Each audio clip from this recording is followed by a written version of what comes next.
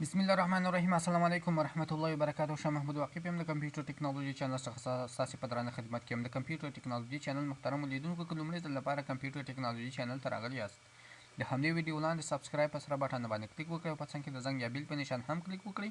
دې فایده به دا شي چې هر کله تاسو نوی ویډیو اپلوډ کوم هغه به ډېر ژر تاسو ته د نوټیفیکیشن په ذریعه دررسیږي. راځو نن ورځ نننی درس کې زده کوو.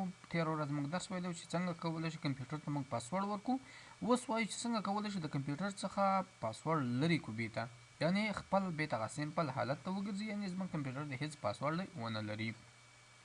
یعنې څنګه کولی شو د کمپیوټر نه پاسورډ بیته ریموف کړو. نو دغې لپاره به تاسو به راشئ د خپل کمپیوټر سټارټ مینو ته به راشئ، کنټرول پینل ته به راشئ او په کنټرول پینل کې به راشئ یوزر اکاونټ ته. یوزر اکاونټ دغې برخې ته ویل کیږي.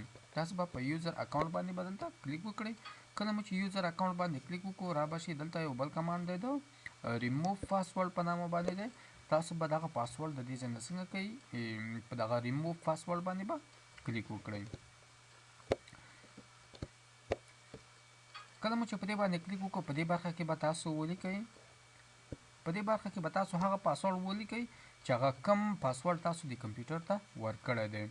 هر پاسورډ چې ورته تاسو ورکړی، مثلا مخکني درس کې موږ چې پرون ورځ ویلو په هغې کې یو پاسورډ موږ ورکړو، د خان په نامه باندې پاسورډ موږ ورکړو. نو به ولیکو چې خان 1 2 3 په نامه پاسورډ هم ورکړی ورته.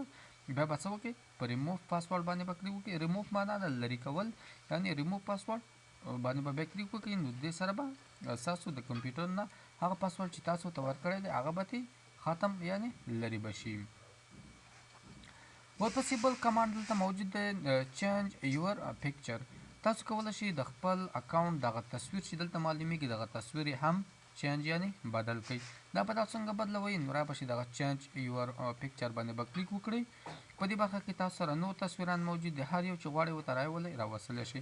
مثلا زه راځم کوم یو تصویر ورته راولم، دغه ګل ورته راوصل غواړم. نو دې ګل باندې به کلیک وکړئ او رابشئ په څه باندې به بیا کلیک وکړئ،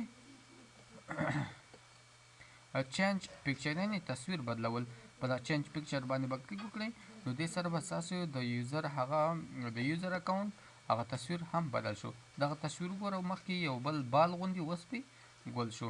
همدا رقم ته تاسو کولی شئ د خپل یوزر اکاونټ دغه نوم چې دی هغه هم چینج یعنې بدل کړئ. دا به څنګه بدلوئ، نو رابشئ چینج یور اکاونټ نیم باندې به کلیک وکړئ. کله مو چې په چینج یور اکاونټ نیم باندې کلیک وکړو دلته به یو نوم انتخاب کړئ، مثلا د څه نوم، د جان په نامه. نو دلته به جان ورته ولیکئ او رابشئ چینج نیم باندې به کلیک وکړئ. کله مو چې چینج نیم باندې کلیک وکړو نو ګوره مخکې واقف لیکل شوی، اوس د واقف په ځای باندې چینج نیم ولیکل شو. نو محترمو دوستانو، تر بیا چې ستاسو په درانه خدمت کې حاضرېږم، تاسې پر پاک الله سپارم. د الله په امان.